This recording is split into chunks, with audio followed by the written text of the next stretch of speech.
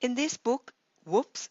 Why Everyone Owes Everyone and No One Can Pay, Lanchester identifies the problems in the world of finance by telling stories with clarity and wit. I feel an affinity for him because he grew up in Southeast Asia and spent part of his childhood in Hong Kong because his father used to work for HSBC. If you are a banker, there is nothing in this book that you don't already know. But for the rest, this book is quite useful. In 200 pages, you will understand the complexity of credit crunch, assets, liabilities, equity, options, futures, derivatives, CDS, CDO, and so on.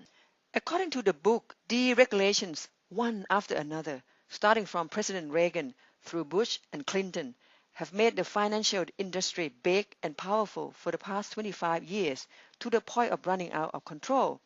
To prove the point, Lanchester analyzes a few well-known cases such as disastrous banking in Iceland, slum housing market in Detroit, RBS bailout by the UK government, and AIG bailout by the US government. Take the AIG case for example. After Lehman Brothers collapsed, the general public wondered who else would follow.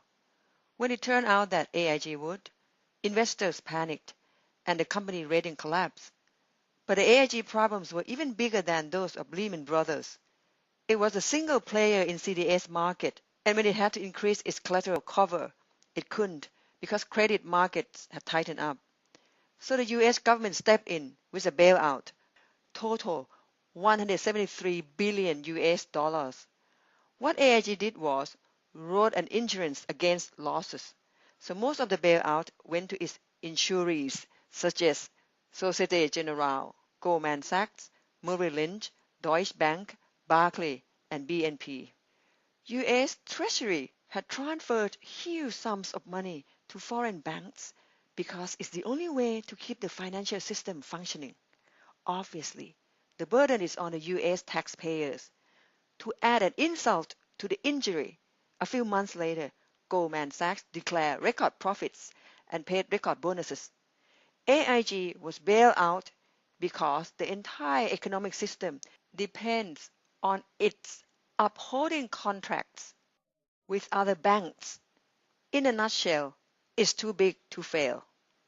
Lanchester also made an interesting observation about capitalism. He wrote, with the fall of the Berlin Wall, capitalism began a victory party that ran for almost 2 decades. Capitalism is not inherently fair. It does not, in and of itself, distribute the rewards of economic growth equitably.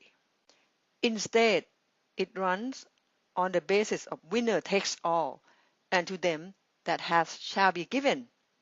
For several decades after the Second World War, the Western liberal democracies devoted themselves to the question of how to harness capitalism's potential for economic growth, to the political imperative to provide better life for ordinary people. The jet engine of capitalism was harnessed to the ox cart of social justice. This was the cause of much bleeding from the advocates of pure capitalism. But the effect was that the Western liberal democracies became the most admirable we can imagine, and not perfect, but the best humanity had as yet been able to achieve. Then the wall came down, and to various extents, the governments of the West began to abandon the social justice aspect of the general post-war project. The jet engine was unhooked from the ox cart and allowed to roar off at its own speed. The result was an unprecedented boom which had two big things wrong with it. It wasn't fair and it wasn't sustainable.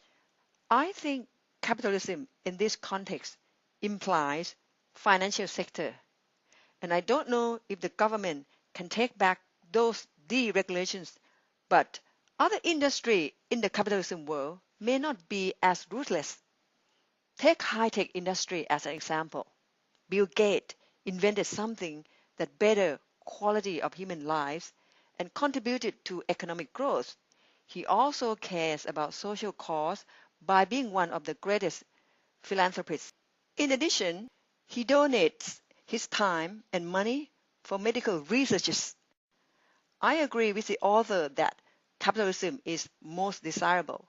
But if the practice of winner takes all is its weak point, what the world needs are a lot more conscientious winners.